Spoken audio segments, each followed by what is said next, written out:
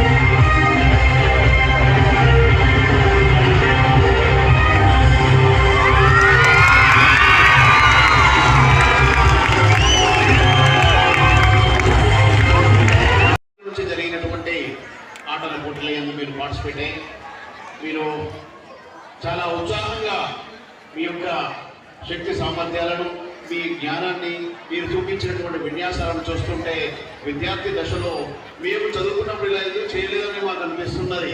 కాబట్టి మీలో మీరు చూస్తుంటే మా చిన్నతనంలో కూడా మేము ఇంతగా పార్టిసిపేట్ కాలేకపోయాం. ఎందుకని ఇప్పుడు మీరు చూస్తుంటే మేము మళ్ళీ దేశం అనిపిస్తున్నది. కాబట్టి పిల్లలు మీ ఉన్నటువంటి అవకాశాన్ని మీకున్నటువంటి ఈ దశను చాలా సద్వినియోగపరచుకోవాలని ఆట పాటల ఎందును విద్యను అభ్యసించినప్పుడు కూడా మీరు చూపించాల్సినటువంటి శ్రద్ధ చాలా ఉన్నతంగా ఉండాలని. ఎందుకంటే మీ భవిష్యత్తు, మీరు భారతదేశానికి భావి పౌరులు అంటే మీ బుధ సంఘాలపై భారతదేశం యొక్క భవిష్యత్తు ఆధారపడి ఉంటుంది. ప్రతి విద్యార్థి దేశానికి ఒక శక్తి. కాబట్టి మీరు మీ శక్తి, మీ జ్ఞానము సమస్తము దేశ అభివృద్ధి గురించి, మీ వ్యక్తిగత అభివృద్ధి గురించి ఉపయోగపడేలాగా ఉండాలని, మీరు ఉత్తేజంగా మీరు ఇలాగనే మీరు కొనసాగాలని, మీరు జ్ఞానంతో మరి అలాగే యొక్క ఆరోగ్యంతో నింపబడాలని నేను కోరుకుంటున్నాను. కాబట్టి మన దేశానికి ఉన్నది, మన దేశమే వ్యవసాయంలో దేశము, అందులో మన రాష్ట్రం మరీ ప్రధానమైనది. కాబట్టి మీరు మంచి మొక్కలు, కలుపు మొక్కలు కాదు, మంచి మొక్కలు అంటే చాలా ఉన్నతమైనవి. అన్ని అంశాలలో ఉన్నటువంటి చెట్లలో అశ్వగంధ అనేది ఎంత ప్రాముఖ్యమైనదో మీకు తెలియదు, ముందు మీరు తెలుసుకుంటారు. అలాంటి మీరు యొక్క ఔషధములు మీరు ఉన్నటువంటి అశ్వగంధం లాంటి వారు. కాబట్టి ఎన్నో రకాలైన వాటికి ఉపయోగపడిన ఔషధం. కాబట్టి మీరు కూడా మన దేశానికి, మన యొక్క రాష్ట్రానికి, అలాగే ఈ ప్రాంతానికి, ఈ మండలానికి మీరు పేరు ప్రఖ్యాతం తీసుకొచ్చే యొక్క బాధ్యతగా మీరు రానున్నటువంటి పౌరులుగా, మన దేశాన్ని పరిపాలించే నాయకులు కావచ్చు, దేశంలో ఉపయోగపడేటటువంటి సైనికులు కావచ్చు, దేశాన్ని మీరు నడిపించేటటువంటి ఐఏఎస్, ఐపీఎస్ అలాగే ఉన్నతమైన రెండు పదవులు మీరు పొందే ఒక అవకాశాన్ని మీకు ఉన్నది. కాబట్టి మీ యొక్క ఉత్తేజాన్ని, మీ యొక్క ఉన్నటువంటి పట్టుదలను ఎప్పటికీ దాన్ని చదవకూడదు, దాన్ని ఉత్తేజపరచాలి. అలాగే మీరు కొనసాగాలని నేను కోరుకుంటున్నాను. కాబట్టి మీరు పట్టుదల ఎన్నటికీ చదవకూడదు. అది ఉదయించే సూర్యుడితో ఉండాలి కానీ అస్తమించే సూర్యుడిగా ఉండకూడదని కాబట్టి మీరు తప్పకుండా ఈ పెట్టుకుని మీరు విజయాన్ని పెట్టుకున్నారని ఈ యొక్క విషయాన్ని నన్ను పిలిపించి నా యొక్క అధ్యక్షత చేసినందుకు మన యొక్క పాఠశాల